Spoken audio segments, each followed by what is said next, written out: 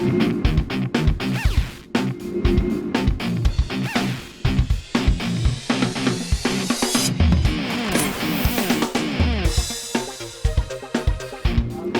দেশে জড়ো হয়েছে ৪৮ দল মধ্যমণি ফুটবল। এই পৃথিবী নামের গোলকের সকল মানুষকে মাতিয়েছে একই ছন্দে। গোলকের ফুটবলের সেরা আসন নিয়ে এখন মাঠের বিশেষ আয়োজন। সঙ্গে আছে আমি জুবাইর আহমেদ। বিশ্বকাপে ঘটনাবহুল একটা দিনের শেষে এখন মাঠে আজকে বিশ্বকাপ নিয়ে আলাপ করতে আমাদের স্টুডিওতে আছেন বাংলাদেশ জাতীয় ফুটবল দলের ভিডিও অ্যানালিস্ট নাসিফ ইসলাম। নাসিফ ভাই, আপনাকে স্বাগত। Thank you so much. যেমনটা আমি একটা সেকেন্ড আগে বললাম যে বিশ্বকাপের নাটকীয় একটা দিন, খুবই চমকপ্রদ ম্যাচ ছিল। রাত 10টায় শুরু, রাতের 2-2:30 পর্যন্ত অন্তত এটার রেস্ট ছিল আর্জেন্টিনা অ্যান্ড মিশর। কিছুটা কি আনএক্সপেক্টেড বলা চলে। অনেকেই ভাবছিলেন যে হয়তোবা আর্জেন্টিনা একটু সাবলীলভাবে একটা ম্যাচ জিতে বের করে আনবে, বাট 2 গোলে পিছিয়ে পড়া আর্জেন্টিনা এর আগে কখনো বিশ্বকাপে 2 গোলে পিছিয়ে পড়ার পর ম্যাচ জেতেনি, সেখান থেকে ম্যাচটাকে কামব্যাক করা একটা ফুটবল ভক্ত, যে কোনো ফুটবল ভক্তের জন্য খুবই আবেগতাড়িত হওয়ার মতো, বেশ উত্তেজনায় ভাষার মতো একটা ম্যাচ। কেমন লেগেছিল গতকালকের ম্যাচটা? আমার তো মনে হয় যে রেশ মনে হয় এখনো আছে, মানে মানুষ তো এখনো এই ম্যাচ নিয়ে কথা বলতেছে, মানে পক্ষে বিপক্ষে অনেক কিছু নেই। তো আবেগতাড়িত হওয়ার মতোই, মানে খেলা চলাকালীন সময় আপনি যদি মেসিদের চেহারা দেখেন বা তাদের এফোর্টটা দেখেন এবং খেলা শেষে তাদের আবেগটা যদি দেখেন, কোচদের আবেগটা যদি দেখেন, নট অনলি আর্জেন্টিনা এবং ইজিপ্টেরও from both teams, players, coaches, তাদের যে আবেগটা যদি দেখেন, তাহলে আসলে বোঝা যাবে যে কী পরিমাণ এফোর্ট তাদেরকে সেই ম্যাচের জন্য দিতে হয়েছে। আলটিমেটলি দিন শেষে মানে এতখানি পিছিয়ে থাকার পরও মনে হচ্ছিল যে এই ম্যাচটা অনেকটা এরকম মনে হচ্ছিল যে ফ্রান্স আর্জেন্টিনা গত বিশ্বকাপের ফাইনালটা যেরকম ছিল, ফ্রান্সের কোনো চান্সই ছিল না, মানে পারছিল না আর কি। তো সেখান থেকে তারা লাস্টে ব্যাক করা। তো আর্জেন্টিনাও কিন্তু এরকম পিছিয়ে পড়েছিল এবং তাদের খেলা আসলে হচ্ছিল না। তারা নিজেরাও ফিল করতেছিল যে তারা যেভাবে খেলতে চাচ্ছে তারা পারছিল না। মেসিকে যদি দেখেন, ম্যাচ শেষে তিনি স্বস্তি বা যেটাই বলেন না কেন, কেঁদে দিলেন কেন, মানে তার চোখে পানি আসলো কেন?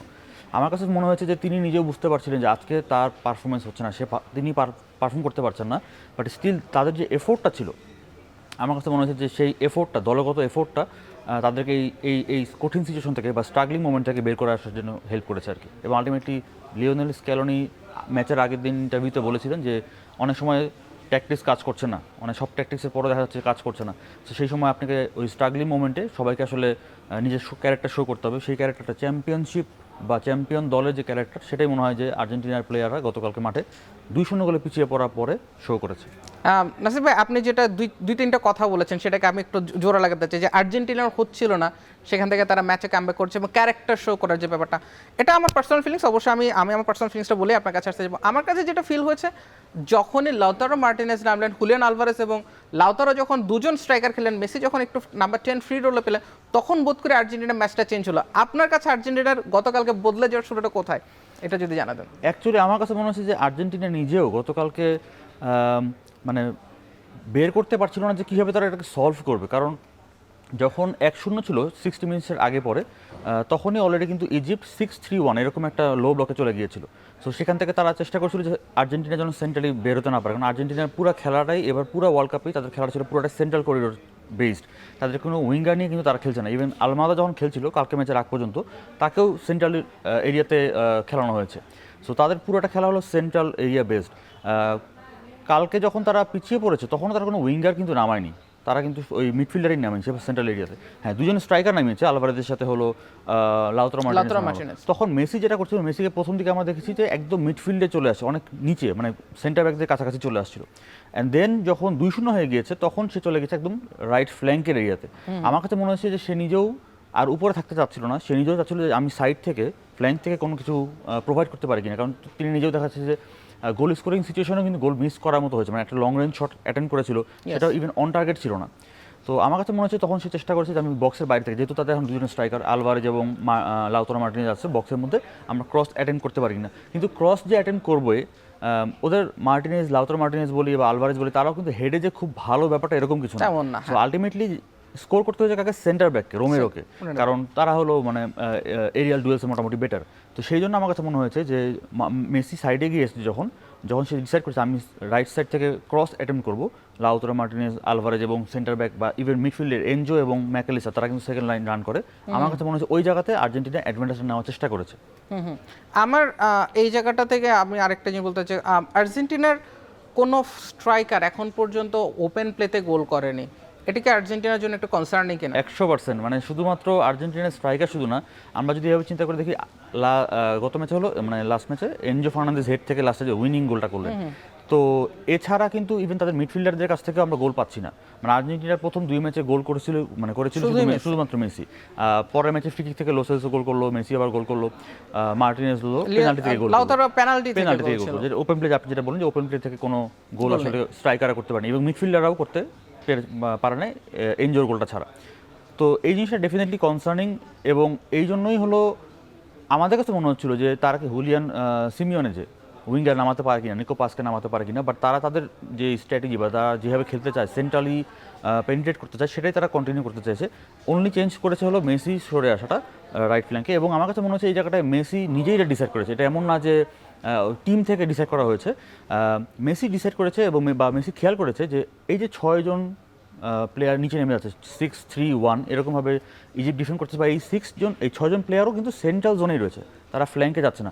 মেসি যে ক্রস দুটা করেছিল, একটা হলো রোমেরোর গোলটা এবং পরে যেটা মেসি নিজে গোল করলো, সেটা একটা ক্রস থেকে আসলে প্রথমে শুরু হয়েছিল। এই দুটা ক্রসে ইভেন মার্টিনেজ লাস্ট এনজোর গোলটা, মার্টিনেজ যে ক্রসটা করলো, সেখানেও কিন্তু দেখবেন যে ক্রস কেউ ব্লক করতে পারে নাই, মানে ক্রসটা কিন্তু অ্যালাউ করে ফেলা হয়েছে ইজিপ্টের কাছ থেকে। সো তারা খুব সেন্ট্রালি ব্লক করছিল ভালো, কিন্তু ফ্ল্যাঙ্কের থেকে যে ক্রসটাকে আমি ব্লক করবো, ক্রসটা যেন করতে না পারে, এই জিনিসটা ডিফেন্ড করতে গিয়ে তারা একটু দেরি করে ফেলেছিল। And that is Y Messi আমার কাছে মনে হচ্ছে যে ওই জায়গাটা সে ওই জিনিসটা 2-3 বার দেখার পরেই সিদ্ধান্ত নিচ্ছে যে আমাকে ওখান থেকে ক্রস অ্যাটেন্ড করলে আমার জন্য চান্সটা বেশি।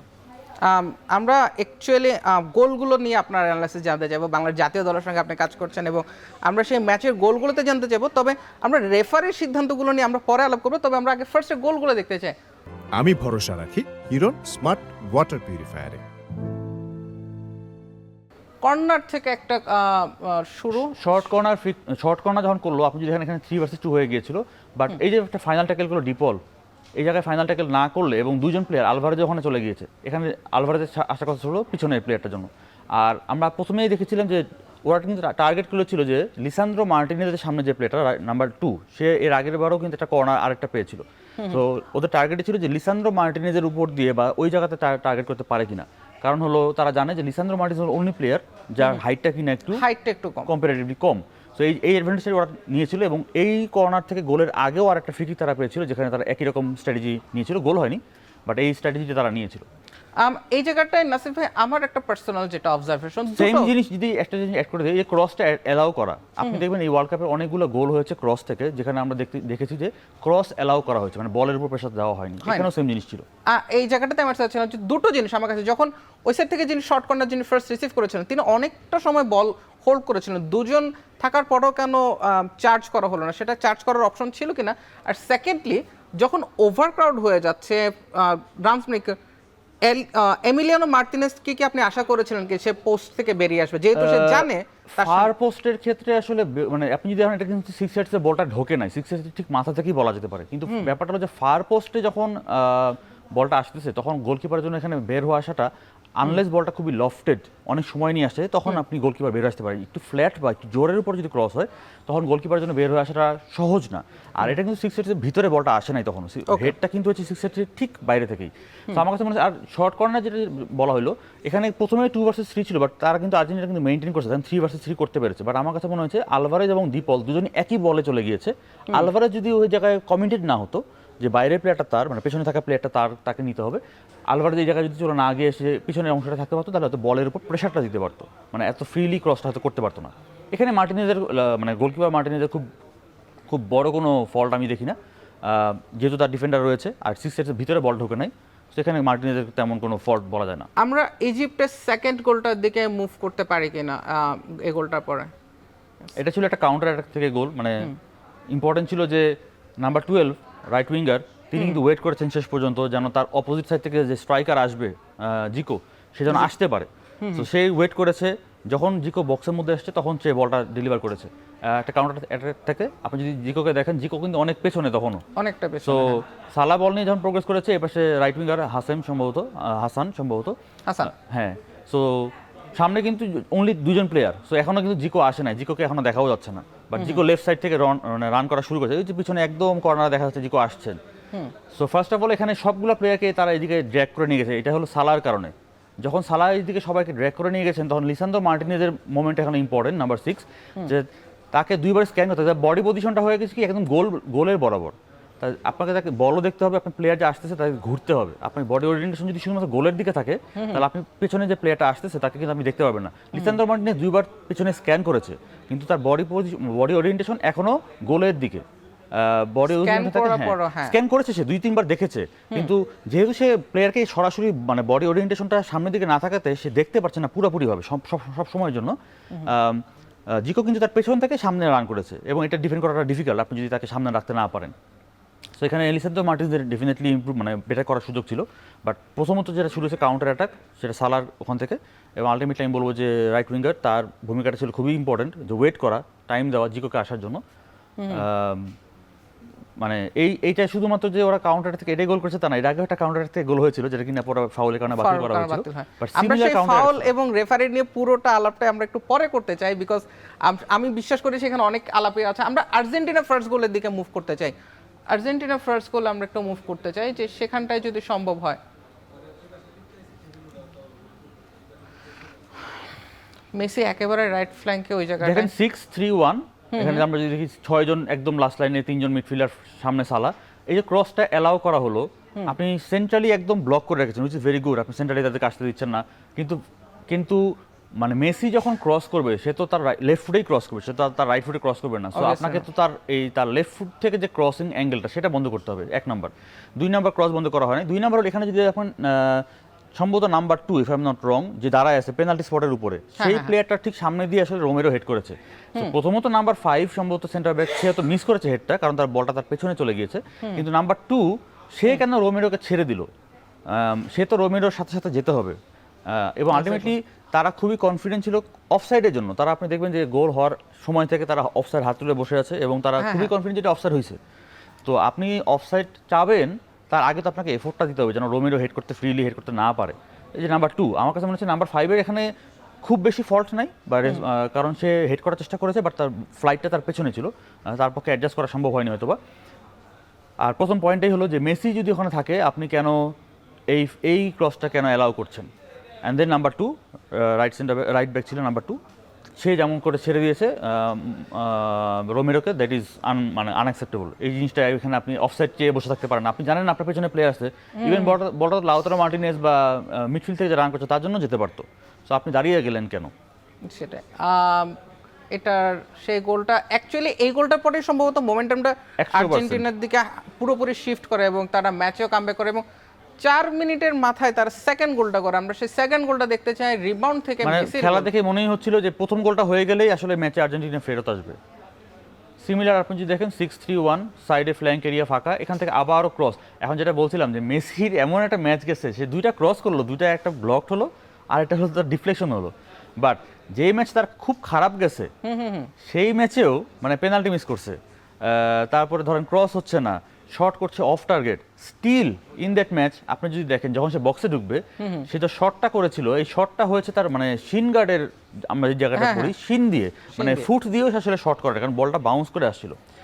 এবং দ্য পয়েন্ট হলো আপনার মনে আছে কিনা আলজেরিয়ার সাথে প্রথম ম্যাচে দ্বিতীয় গোলটাও কিন্তু মেসি করেছিল যখন সে কিন্তু রিবাউন্ডে আসছিল, মানে আমার অবাক লাগে সে দৌড়াতে পারছে না, তার কিন্তু স্প্রিন্ট এখন নাই বললেই চলে, একেবারে he is the first person to react still এই বয়সে এসে। এবং যে শটটা বললাম যেটা আর একটা অ্যাঙ্গেল সম্ভবত আছে যেখানে দেখা যাবে, এই অ্যাঙ্গেলটা থেকে সম্ভবত স্পষ্ট বোঝা যাবে যে সে যখন শটটা করছে দেখবেন এটা এই যে দেখেন এটা হলো তার শিন অংশ দিয়ে, মানে ফুট দিয়ে না, ফুট না, যেটা আমরা রেডিয়াস আলনা নামে যে হাড়টা ছিল সেটাই, মানে সবচেয়ে শক্ত অংশ বলা যায়। কিন্তু কথা হলো এই জিনিসটা নিয়ন্ত্রণ করা কিন্তু খুবই ডিফিকাল্ট, কিন্তু ওই জায়গায় বলটা বাউন্স করেছে, হাফ বলই বল, সেই জায়গাতেই সে শটটা করেছে। দ্যাট প্রুভস যে মানে যখন মেসির খেলা ভালো হচ্ছে না, যে ম্যাচে সে পারফর্ম করতে পারছে না সেই ম্যাচেও he can do the magic. এবং যদিও কথাটা শুনতে অনেকটা মেসি অ্যাডমায়ারের মতো লাগবে, but I think this celebration says that এই গোলটা মেসির জন্য কতটা ইম্পর্টেন্ট। মানে পেনাল্টি আগের ম্যাচে আপনার মনে আছে কিনা, যেই ম্যাচে সে পেনাল্টি মিস করলো অস্ট্রিয়ার সাথে ম্যাচ সম্ভবত, সেই ম্যাচে প্রথম যখন সে গোল দিল, গোল দেওয়ার পরে কিন্তু মনে হচ্ছে স্বস্তি পাইছে। সো এই ম্যাচেও অনেকটা এরকম, এই যে যখন তারা সমতায় আসলো তারপরে আমার কাছে মনে হচ্ছে যে তখন তারা একটা স্বস্তি পাইছে, মানে তাদের যে হাফ ছেড়ে বাঁচার ব্যাপারটা যে না ঠিক আছে we are back in the game. So তার সেলিব্রেশন থেকেই বোঝা যাচ্ছে যে কী পরিমাণ স্ট্রেস তাদের গেছে, এবং সবচেয়ে বড় কথা, আমি একটা উদাহরণ এটার সাথে একটু রিলেট করবো ব্রাজিল ম্যাচের। আপনি দেখেন ব্রাজিলও 1-0 গোলে পিছিয়ে গিয়েছিল হলো 78 বা আরও পরে। এরপরে ব্রাজিলের অ্যাপ্রোচ থেকে কখনো মনে হয় না যে they are trying to win the match or come back. Even তারা যে সেকেন্ড গোলটা কনসিড করলো এটা আনঅ্যাকসেপ্টেবল একেবারেই। আপনি 1-0 গোলে পিছিয়ে আছেন, আপনার লেটস সে 88 মিনিট বা এরকম সময় খেলা চলছে, আরও 5-6 মিনিট যোগ হবে, অ্যাডেড টাইম আছে, আপনি কেন খেলা ছেড়ে দিচ্ছেন? আর্জেন্টিনা যখন 1-0 গোলে পিছিয়ে পড়ছে ফার্স্ট হাফে, তারপর তাদের এফোর্টটা কীরকম ছিল, আর যখন 2-0 গোলে পিছিয়ে পড়ছে তারপর তাদের এফোর্টটা কীরকম ছিল। মানে প্রত্যেকটা প্লেয়ার দেখবেন যে মানে মনে হচ্ছে যে জান প্রাণ দিয়ে দিচ্ছে, ইনক্লুডিং মেসি এই বয়সে এসে 39 ইয়ার্স ওল্ড। গোলকিপারের জন্য আমি বলবো যে he played very good game, মানে চমৎকার একটা গেম। মানে ফার্স্ট হাফে যে 2-3টা সেভ দিয়েছে, ফার্স্ট হাফে কিন্তু আর্জেন্টিনা ব্যাক করে ফেলতে পারতো ম্যাচে, কিন্তু সেকেন্ড হাফেও তার কিন্তু মানে তার পক্ষে আসলে এর চেয়ে বেশি কিছু করার নাই। এত ক্লোজ রেঞ্জ থেকে যখন এত জোরে শট হচ্ছে, তার পক্ষে রিয়েক্ট করা সম্ভব হচ্ছে না। মানে একটা জিনিস বলা চলে যে মিশরের জন্য a day of no error for goalkeeper. আমরা 3 নম্বর গোলে চলে যাব, যদিও এই জায়গাটায় অনেক আলোচনার সুযোগ আছে, তবে আমরা সেটা আপাতত জমিয়ে রাখছি। হ্যাঁ, মানে আমার কাছে প্রথমত মনে হচ্ছে যে সালা যদি ওই জায়গায়, মানে আমরা যদি ফাউলের ওটাতে পরে আলোচনায় যাই, সালা এই জায়গাতে বলটা যে ড্রিবলিং করতে গেল 1 ভার্সেস 2, মানে তার সাথে 2জন ডিফেন্ডার ছিল, সেই জায়গায় তার ওই জায়গায় সে ড্রিবলিং না করে তার বাইরে আর একটা প্লেয়ার ছিল, সেই জায়গায় সে বলটা দিলে সে বলটা তো লুজ করতো না।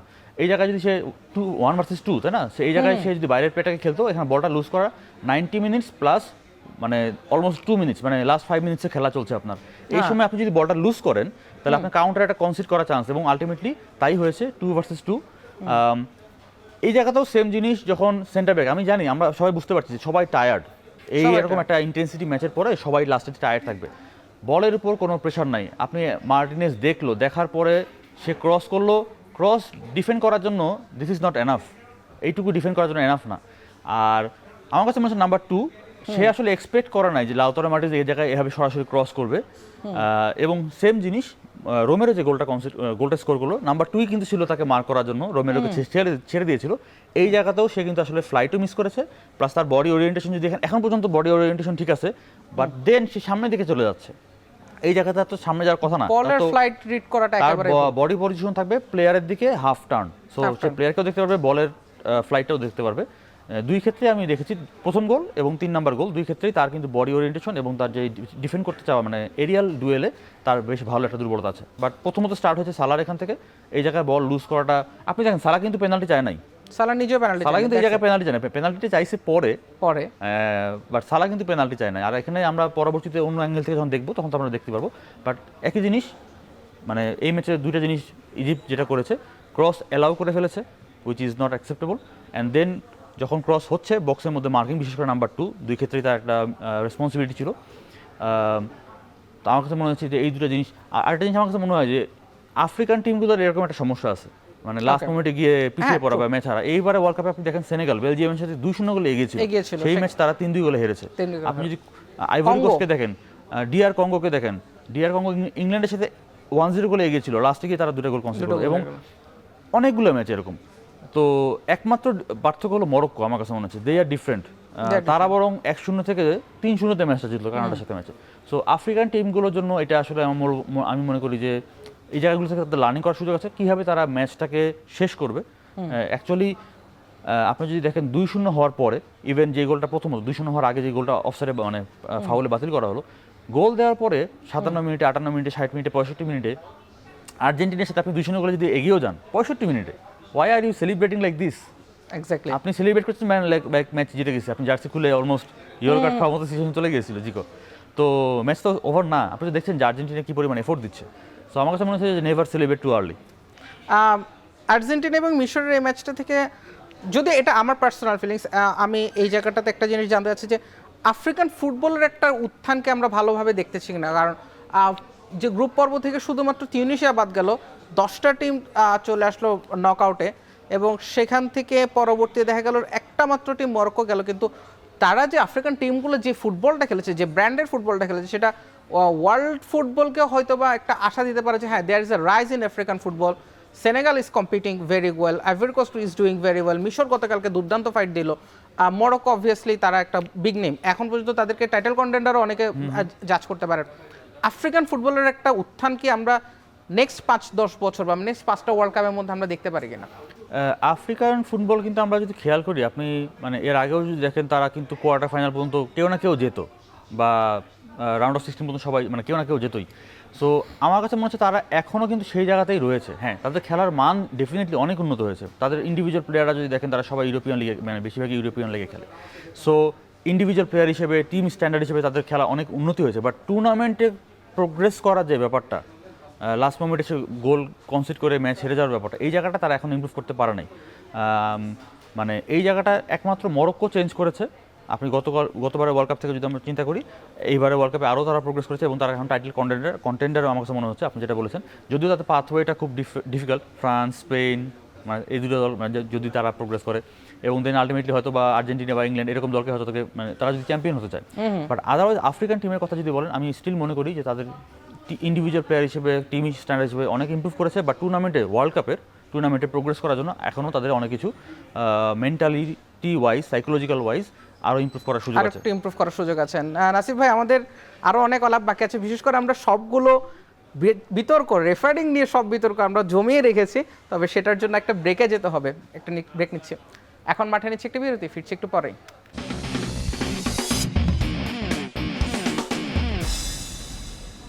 বিরতির পর ফিরে এলাম, দেখছেন এখন মাঠে।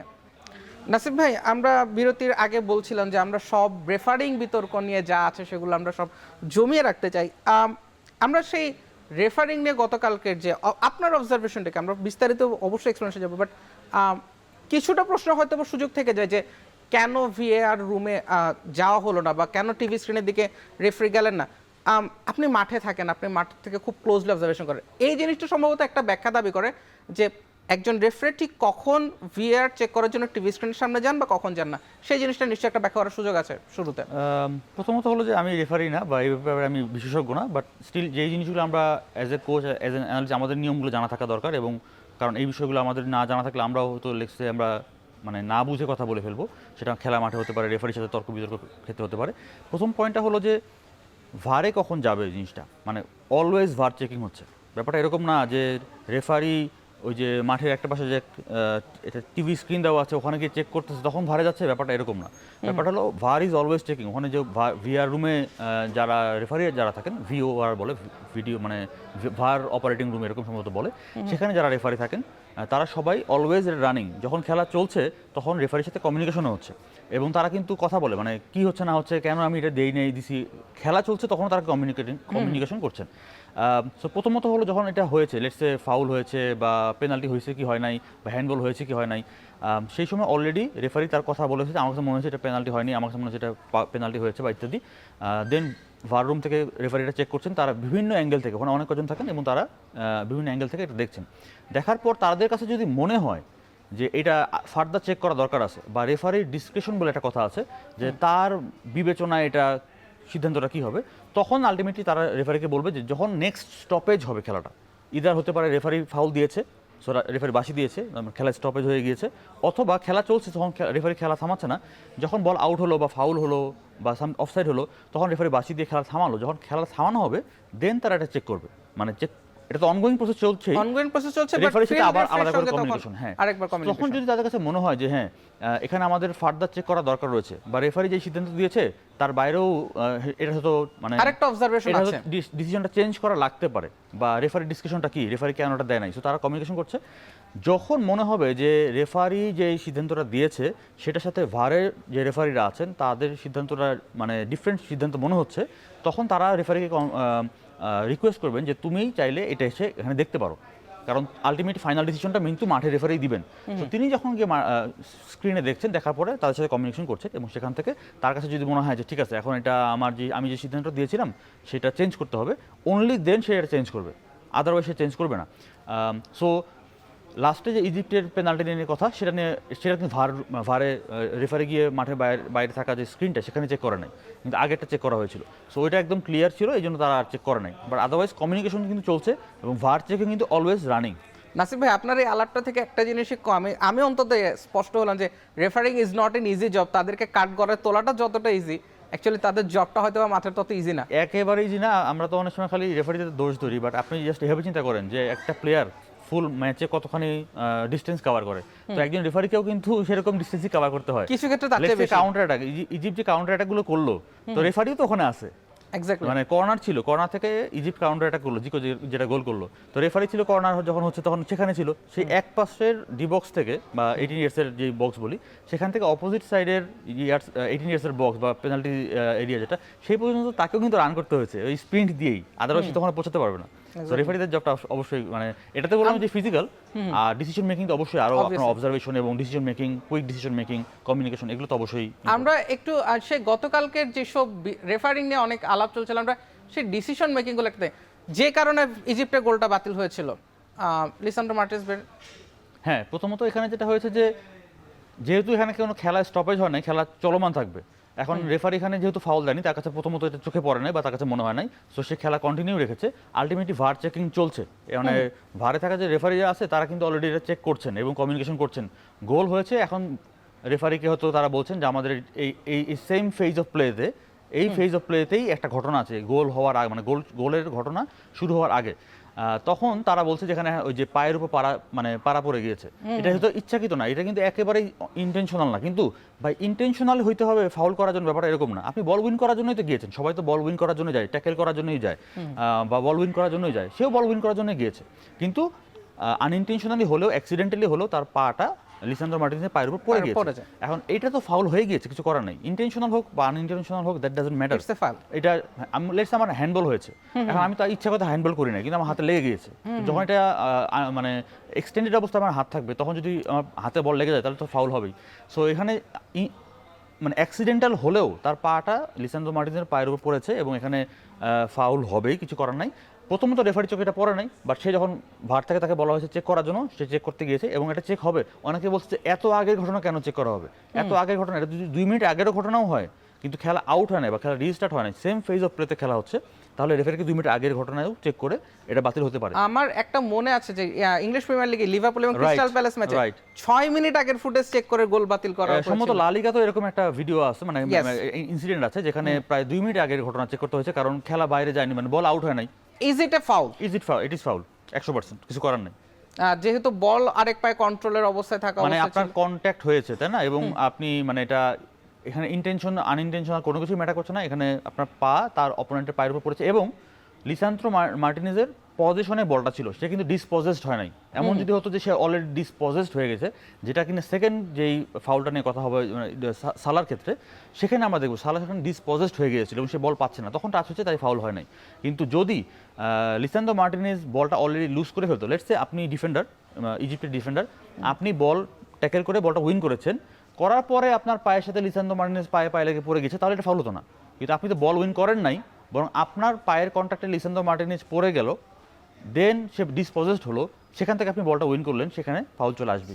আমরা সেই সালার ফাউলের দিকেও চলে যেতে চাই, সেখানটাতে আমরা একটু দেখতে চাই যে সালার ক্ষেত্রে আমি ভরসা রাখি হিরন স্মার্ট ওয়াটার পিউরিফায়ারে। এখানে 2টা ঘটনা ঘটেছে অ্যাকচুয়ালি। প্রথমত হলো এই জায়গায় অলরেডি আলভারেজ ছিল সম্ভবত, সে বলটা কিন্তু উইন করে ফেলেছিল প্রথমত। এই যে আপনি যদি এই জায়গায় পজ করতে পারেন, এই যে এই ফ্রেমটা যদি দেখেন, এই ফ্রেমে অলরেডি আলভারেজ বলটা উইন করে ফেলেছে। দ্যাট মিনস সালা যখন ড্রিবলিং করছিল, সেই ড্রিবলিং এর সময় সালা কিন্তু বলটা হারিয়ে ফেলেছে, কারণ আলভারেজ বলটা টাচ করে উইন করে ফেলেছে প্রথমত। অলরেডি সালা ডিসপজেসড। এখন সালার পা এসে যখন আলভারেজের পায়ে লাগবে, তখন সে পড়ে যাবে। সো প্রথমত হলো এই জায়গায় অলরেডি আলভারেজ বলটা উইন করে ফেলেছে, ট্যাকেল করার মাধ্যমে সে বলটা উইন করেছে। সালা ডিসপজেসড, তার মোমেন্টাম সামনের দিকে। এই অবস্থায় আলভারেজ কিন্তু বল অলরেডি সে উইন করে ফেলেছে, আলভারেজ হলো বলের দিকে যাচ্ছে, বল উইন করছে। এখন এসে এখানে আরেকটা কন্ট্যাক্ট হয়েছে এই জায়গাতে, আপনি যদি দেখেন এই যে সেকেন্ড কন্ট্যাক্টটা, এই কন্ট্যাক্টের সময় অলরেডি সালা ডিসপজেসড। একই কথা বারবার বলছি যে ডিসপজেসড যদি হয়ে যায় এবং সালা তখন আর বল পেতে যাচ্ছে না, বলটা যদি কোনোভাবে সালার পায়ে লেগে আবার সামনে আসতো এবং সালা বলটা পেতে যাচ্ছে, এরকম যদি হতো, তখন যদি আলভারেজের পায়ে লেগে সালা পড়ে যেত, তাহলে হয়তো এটা পেনাল্টি হতো বা ফাউল হতো। কিন্তু যেহেতু সালা অলরেডি বল হারিয়ে ফেলেছে, আলভারেজ বল উইন করে এসেছে এবং সালা এখন ডিসপোজেস, আলভারেজের গতিপথের দিকে। বলটা আলভারেজ সে বল উইন করে সেদিকে যাচ্ছে, আর সালা অলরেডি বল হারিয়ে সামনে চলে আসছে, বল তার পেছনে। এবং এক্ষেত্রে সালা যেটা হয়েছে, আলটিমেটলি আপনি আমার দিকে আসতেছেন, আমি আপনার দিকে যাচ্ছি, আপনার সাথে আমি ধাক্কা খেয়ে পড়ে গিয়েছি, কিন্তু বল তো আপনার কাছে না, আর বলটা আমি আপনার কাছ থেকে ট্যাকেল করে আগে উইন করে নিয়েছি।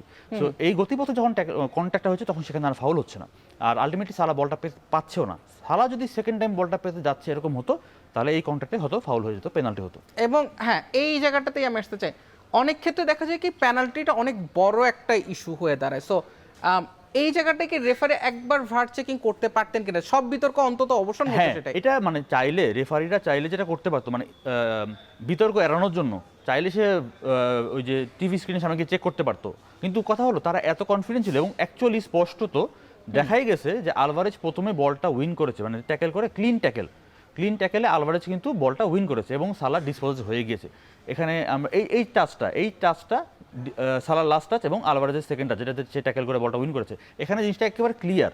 সো দ্যাট ইজ ওয়াই তারা হয়তো ভারের ওই টিভি স্ক্রিনের সামনে গিয়ে রেফারিকে চেক করতে বলে নাই, বাট খেলার এই মোমেন্টে 92 মিনিটে যখন এখানে এরকম একটা দাবি তারা করেছে, প্লাস এখান থেকে আবার আর্জেন্টিনা গোল দিয়ে এসেছে, বিতর্ক এড়ানোর জন্য, জিনিসটাকে অনেক সময় আপনি ওই মোমেন্টামটাকে নিয়ন্ত্রণ করার জন্য বা সিচুয়েশনটাকে নিয়ন্ত্রণ করার জন্য রেফারি হয়তো গিয়ে চেক করতে পারতেন, বাট তারা খুব কনফিডেন্স ছিল, চেক করার আসলে এখানে কিছু ছিল না অ্যাকচুয়ালি। ওভারঅল গতকালকের রেফারিংটা নিয়ে আপনি কি বলবেন? যে অনেকেই বলছেন যে ওকে, এটা মিশরের জন্য একেবারে ফেয়ার না, মিশরের প্লেয়ারদেরকে আমরা দেখলাম সেটা নিয়ে কমপ্লেন করতে, মিশরের কোচকে দেখলাম আমরা কমপ্লেন করতে, এবং অনেক ধরনের পক্ষ বিপক্ষে মতামত আছে।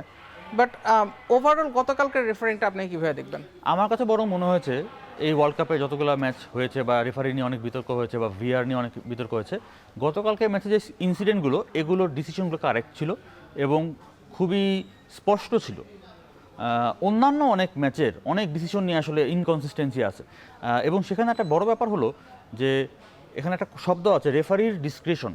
সো কিছু কিছু ইনসিডেন্ট আছে যেখানে রেফারির ডিসক্রিশন কি, ফর এক্সাম্পল ওই যে মার্টিনেজকে যে ফাউল করা হলো, যেটা ইজিপ্ট গোল করে আসলো, ওখানে যদি রেফারির ডিসক্রিশন মানে রেফারির বিবেচনা, তার কাছে কি মনে হয়েছে, তার কাছে যদি মনে হয় থাকে, লেটসে আর্জেন্টিনার প্রথম ম্যাচ যেটা আলজেরিয়ার সাথে ম্যাচে যে মেসি একটা রেড কার্ড চান্স ছিল, সেটা এটা হলো রেফারির ডিসক্রিশন, ওখানে কন্ট্যাক্ট ছিল এবং মানে সিরিয়াস ফাউল প্লে হয়েছে কিনা, এই যে সিরিয়াস ফাউল প্লে বলে একটা শব্দ আছে, এটার ব্যাখ্যা আছে, ইন্টারপ্রিটেশন আছে, এবং সেটা রেফারিদেরকে বলে দেওয়া হয়, আমি সেটা এক্সপার্ট না, বাট এই যে এই সিরিয়াস ফাউল প্লে হয়েছে কি হয় নাই, এইটার ব্যাখ্যাটা বা ইন্টারপ্রিটেশনটা রেফারি করবে তার ডিসক্রিপশন অনুযায়ী, তার কাছে কি মনে হয়েছে।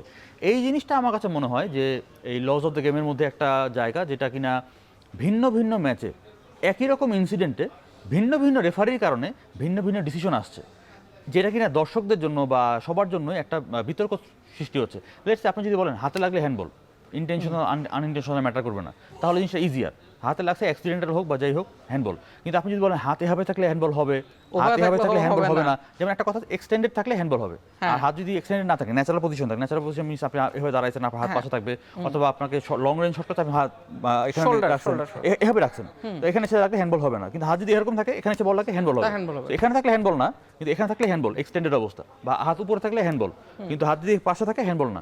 সো এই জিনিসটা তাও হ্যান্ডবলটা কিছুটা ক্লিয়ার করা হয়েছে এখন, কিন্তু স্টিল কিছু কিছু জিনিস আছে যেটা এই ডিসকাশনটা ভিন্ন ভিন্ন রেফারির ক্ষেত্রে ভিন্ন ভিন্ন হতেই পারে, এটা নিয়ে কমপ্লিকেশন তৈরি হয়। আমরা আরো আলাপ করব, আমরা আর্জেন্টিনা টিম এবং ইজিপ্ট টিম নিয়ে আরেকটু আলাপ করব সেটা নিয়ে, তবে তার আগে একটা ব্রেক নিতে হচ্ছে। এখন মাঠে নিচ্ছে একটা বিরতি, ফিরছে একটু পরেই।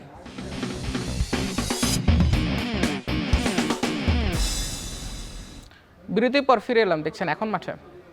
নাসিফ ভাই, আমাদের আলাপ আলোচনা আমরা অনেক কিছুই করলাম, রেফারিং নিয়ে করলাম, গোল নিয়ে করলাম, তবে একটা ক্রেডিট তো আর্জেন্টিনাকে দিতেই হবে যে তারা যেভাবে কামব্যাকটা করলো সেই ক্রেডিটটা দিতে হবে। আমরা দুই দলের ম্যাচ পারফরম্যান্স অ্যানালিসিসটা একবার দেখে নিতে চাই, এরপরে আমরা সেই আর্জেন্টিনার টিম প্লের দিকে আমরা আসবো।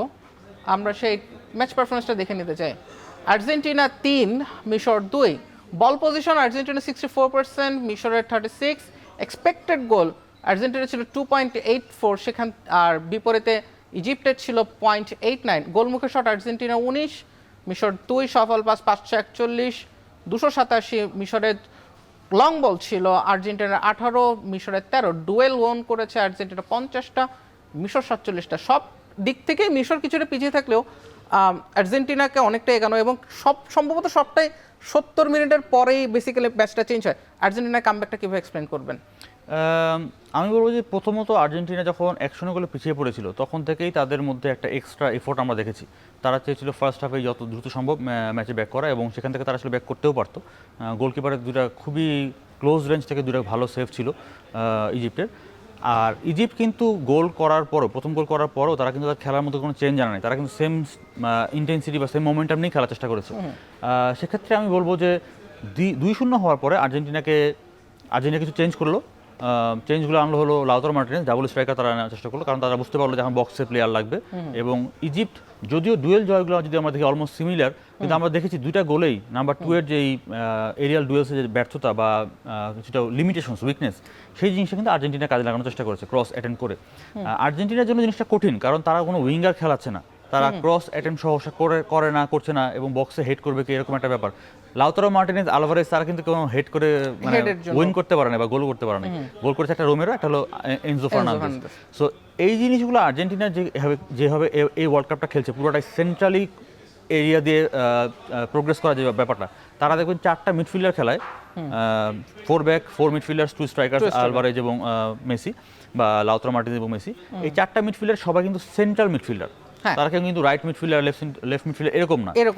সো তাদের স্ট্রাকচার যখন থাকে, যখন তারা বিল্ড আপ করে বা বল নিয়ে প্রোগ্রেস করে, অপোনেন্ট পিছনে 2জন সেন্টার ব্যাক থাকে, সামনে হলো কালকে যেহেতু পারেদেস ছিল, পারেদেস, এনজো ফার্নান্দেজ, ম্যাকালিস্টার এবং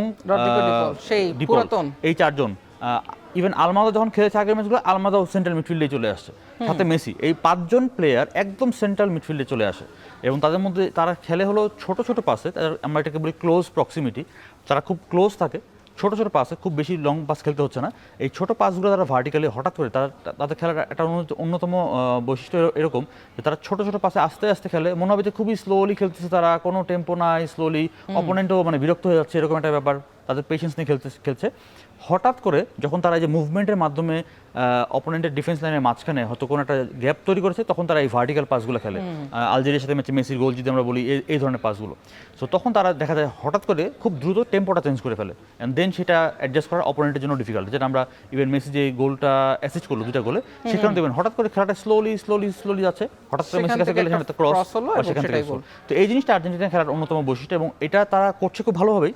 কিন্তু স্টিল আমার কাছে মনে হয় তাদের ফ্ল্যাঙ্ক এরিয়ার খুব একটা ইউজ আসলে হচ্ছে না, যেটা অপোনেন্ট টিমগুলো বুঝে ফেলছে। মানে প্রতি ম্যাচে তারা একইভাবে খেলছে। এই ম্যাচে তারা সিমিওনেকে নামায়নি, মানে উইঙ্গার নামায়নি, যেটা কিনা আর্জেন্টিনার জন্য পরের ম্যাচগুলোতে হয়তো বা অপোনেন্টের জন্য একটু ইজি যে তারা কীভাবে ডিফেন্ড করবে। আমরা আর্জেন্টিনার যে ম্যাচের টেম্পোটা, সেটা অনেকটাই লিওনেল মেসি পাপেট মাস্টার হিসেবে খেলছেন। আমরা গতকালকের ম্যাচে মেসির পারফরমেন্সটা একবার দেখতে চাই। 1টা গোল, 1টা অ্যাসিস্ট, 91টা টাচ, সফল পাস দিয়েছেন 41টা, মানে 82% পাস তার অ্যাকুরেট ছিল। সুযোগ তৈরি করেছেন 6টা, এবং ডিফেন্সিভ কন্ট্রিবিউশন ছিল 3টা। মেসিকে এই 39 বছর বয়সে কিভাবে মূল্যায়ন করবেন? টু বি অনেস্ট, মানে এই ওয়ার্ল্ড কাপে এই ম্যাচটা যদি বাদ দিই, কারণ এই ম্যাচটা একটু খারাপ গেছে তার। আপনি যদি দেখেন 82% তার পাস অ্যাকুরেসি, এটা তার হওয়ার কথা না। ইউজুয়ালি তার পাস অ্যাকুরেসি 90% কাছাকাছি থাকার কথা, কারণ যে ক্রস করেছে, কিছু ক্রসগুলো ব্লকড হয়েছে, বা 12টা ক্রস করেছিলেন, 4টা সফল ক্রস। হ্যাঁ, সো এই জিনিসগুলোর কারণে এই ম্যাচটাকে আমি বলবো একটু খারাপই গেছে আর কি, তুলনামূলকভাবে মেসির জন্য। মেসির হ্যাঁ, সে নিজেও হয়তো ফিল করছিল যে আজকে আমার অত ভালো হচ্ছে না, আমি টিম, এবং সে নিজে একটা কথা বলেছে যে সে নিজে বলেছে যে কেন ম্যাচ শেষে তার হাফ ছাড়ার মতো সে মানে স্বস্তি আসছে।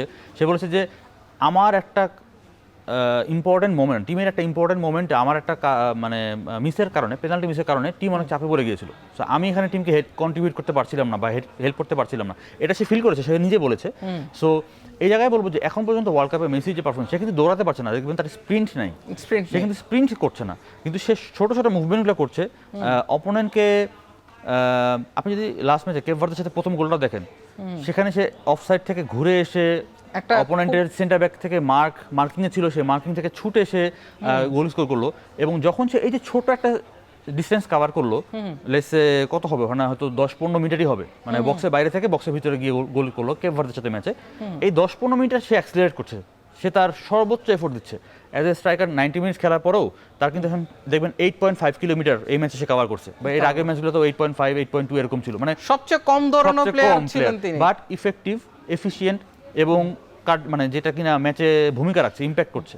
তো আমার কাছে মনে হচ্ছে সে তার খেলাটা জানে, সে তার নিজের শরীর সম্পর্কে জানে, সে কি পারবে কি পারবে না, কিন্তু এরপরেও সেখানকার মধ্য থেকে সে মোস্ট আউটপুটটা কীভাবে নিয়ে আসতে পারে সেই চেষ্টা করছে। এবং টু বি অনেস্ট এটা আনবিলিভেবল, এটা এক্সপেক্টেড না যে এই ওয়ার্ল্ড কাপে এসে মেসি এরকম পারফর্ম করবে। আমরা এনজো ফার্নান্দেসের পারফরমেন্সটা খুব ছোট করে আপনার কাছ থেকে জানতে চাইবো।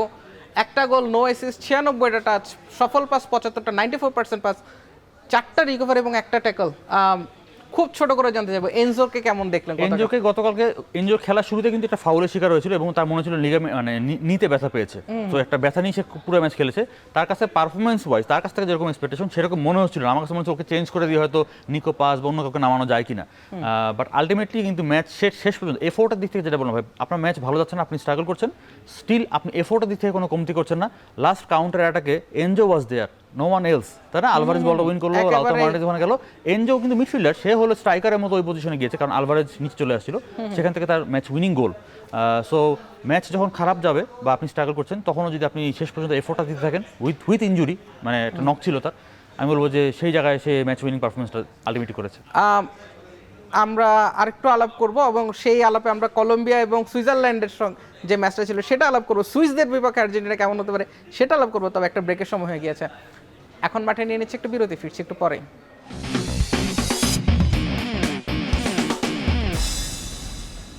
আমাদের সঙ্গে বিশ্বকাপ নিয়ে আলোচনার জন্য আছেন নাসিফ ইসলাম। নাসিফ ভাই, আমরা অনেক কিছুই আলাপ করছিলাম বাট গতকালকে রাতে আরেকটা ম্যাচ ছিল কলম্বিয়া এবং সুইজারল্যান্ড, গোল শূন্য ড্র, সেখান থেকে টাই ব্রেকারে সুইজারল্যান্ড উঠলো, আর্জেন্টিনার অ্যাগেন্স্টে তারা খেলবে।